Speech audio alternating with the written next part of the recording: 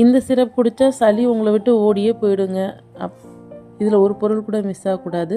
பூண்டு, இஞ்சி, சின்ன வெங்காயம், மிளகு, ஜீரகம், வெற்றிலை, ஓமவல்லி, முசுமுசுக்க, அப்பக்கோவை, துளசி, தூதுவளை இது எல்லாத்தையுமே எடுத்துக்கணும். இது எதுவுமே மிஸ் ஆகக்கூடாது. நம்ம பறிச்சுட்டு வந்த இலைங்க எல்லாமே 6 வகையான இலை எல்லாத்தையுமே நல்லா வானலில் போட்டு வெறும் வானலில் போட்டு நல்லா வாட்டிக்கணும். நல்லா கொஞ்சம் சுருங்கணும். அது வரைக்கும் வாட்டிக்கணும் நல்லா சிம்லேயே வச்சு. முடிஞ்சால் நீங்கள் மண்பாண்டங்கள்லேயோ அந்த மாதிரி கூட வாட்டிக்கலாம் அதை. சரிங்களா? நான் கொஞ்சம் நல்லா சுருங்கட்டும். நல்லா அந்த எல்லா இலைகள்லேயும் இந்த சூடு படணும்.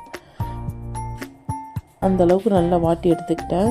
இதை நல்லா இடிக்கணும். நம்ம உரக்கல்லில் போட்டு நல்லா இடித்து சாறு எடுத்துக்கணும். இந்த வெங்காயம், பூண்டு, மிளகு, ஜீரகம் எல்லாத்தையுமே ஃபஸ்ட்டு நல்லா மிளகு ஜீரகம் ஃபஸ்ட்டு போட்டு நல்லா இடிச்சுக்கோங்க. அடுத்து வெங்காயம், பூண்டு, இஞ்சி போட்டு நல்லா இடிச்சுக்கோங்க. அதுக்கப்புறமா கடைசியாக தான் இலை சேர்க்கணும். நான் இப்போ எல்லாத்தையுமே ஒன்றா போட்டு இடிச்சிட்டேன். அப்படி இடித்தா ரொம்ப டைம் எடுக்கும். அது எல்லாத்தையுமே கொட்டி ஒரு நல்ல வெள்ளை துணியில் எடுத்து புழிஞ்சிக்கலாம். நான் இன்றைக்கி கையாலேயே புழிஞ்சு எடுத்துட்றேன்.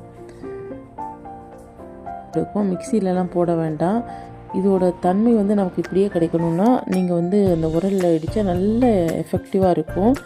அது மட்டும் இல்லாமல் இந்த இலைங்களை ஃப்ரெஷ்ஷாக பறிச்சுட்டு செய்யும் போதும் நல்ல உங்களுக்கு சளி, இருமல், இந்த உறைஞ்சி போகிறது, பச்சலாக மஞ்சளாக ஆகிறது அந்த மாதிரி இருக்காது. உள்ளேருந்து வந்துடும் சளி. இந்த போடும்போது சில குழந்தைங்க வாந்தி எடுப்பாங்க, மூக்கால் ஒழுக ஆரம்பிச்சிடும். நல்ல வெளில வருது நம்மளால் பார்க்க முடியும், மோஷன்லேயும் வரும். இது நான் இப்போ நல்லா புழிஞ்சு எடுத்துக்கிட்டேன். இதுக்கு ஈக்குவலாக ஒரிஜினலான தேன் கலந்துக்கணும்.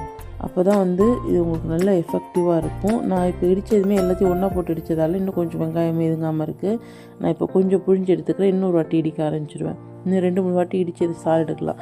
இது இந்த மாதிரி இடித்து எடுக்கும்போது நமக்கு எப்படி 30 ml அது மாதிரி கிட்ட வரும். 2 பேர் கிட்ட குடிக்கலாம். இப்போ 30 ml சாறு கிடச்சிதுன்னா 30 ml தேன் சேர்க்கணும். 30 இல்லைனா 50 ml கூட சேர்த்துக்கலாம். எந்த அளவுக்கு தேன் சேர்க்குறோமோ அந்த அளவுக்கு பெனிஃபிட் அதிகமாக இருக்கும். இதில் ஏற்கனவே குணம் செய்யும் தன்மை இருந்தாலும் அதை இன்னும் ரெட்டிப்பாக்கும் இந்த தேன். அச்சுக்கு இப்போ ஃபஸ்ட்டு எடுத்த சாரில் ஈக்குவலாக தேன் கலந்து அவனுக்கு கொடுக்குறேன். இந்த அச்சு சிலருக்கு சந்தேகமாக இருக்கலாம், ஐயோ சின்ன வெங்காயம் இருக்கே சளி பிடிச்சிக்காதா அப்படின்ல. சளியை கரைக்க தாங்க செய்யும். The best solution, must try.